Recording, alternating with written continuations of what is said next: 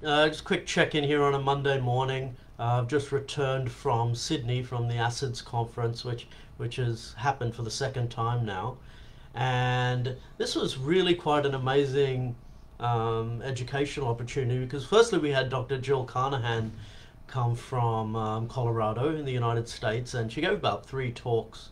One of them was a case study, which was really interesting, and I think one of the big things about listening to her was just her personal story about, for instance, getting breast cancer when she was a second year medical student, which I couldn't even imagine. Well, firstly, it's very unlikely I'd get breast cancer, but not impossible.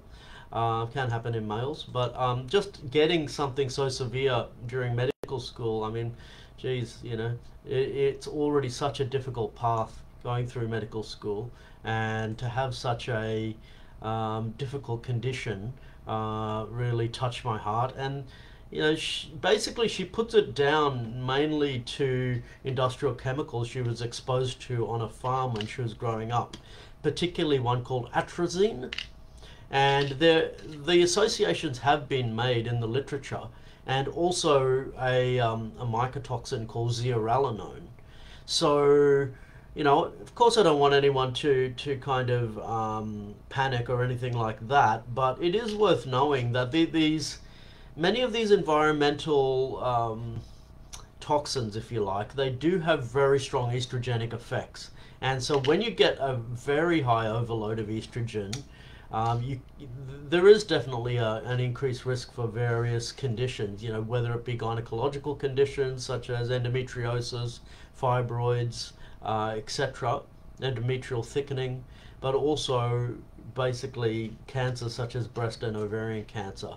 So, I think the big thing is just to make sure, if you're someone who's been suffering from mold related illness or any type of environmentally acquired illness, that you keep an eye on your hormone balance, particularly looking at whether you're starting to develop an overload of estrogen, and ideally doing that through a number of ways. So you can do blood, but you can also look at doing dried urine testing at the same time, which looks at all three types of estrogen and also their breakdown products.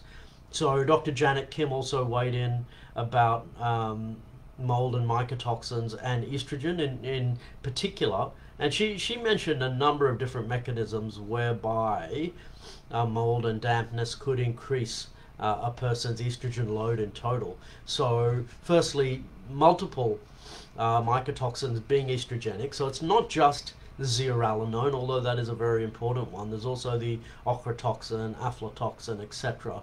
And Dr. Tawfiq Binjaman touched on this as well. But there's also the effect on the liver.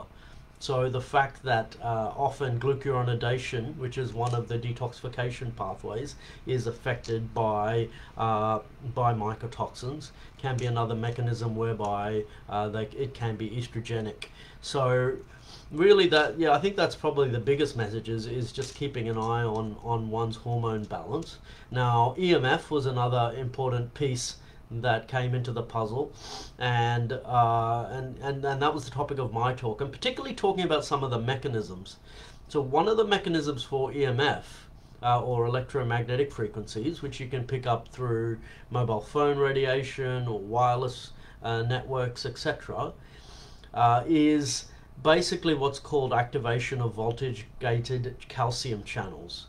So what happens when you get activation of these channels is you get an increase in calcium, which then can lead to formation of a substance called peroxynitrite, or nitrite rather, and which is the chemical name for that is ONOO. So had everyone in the audience going, oh no, every time I mention peroxynitrite, bit of comedic relief. And so the second thing is about basically widening or damage to the blood-brain barrier. So what the blood-brain barrier does is keeps the brain relatively safe from various foreign proteins and so on which are traveling around the bloodstream.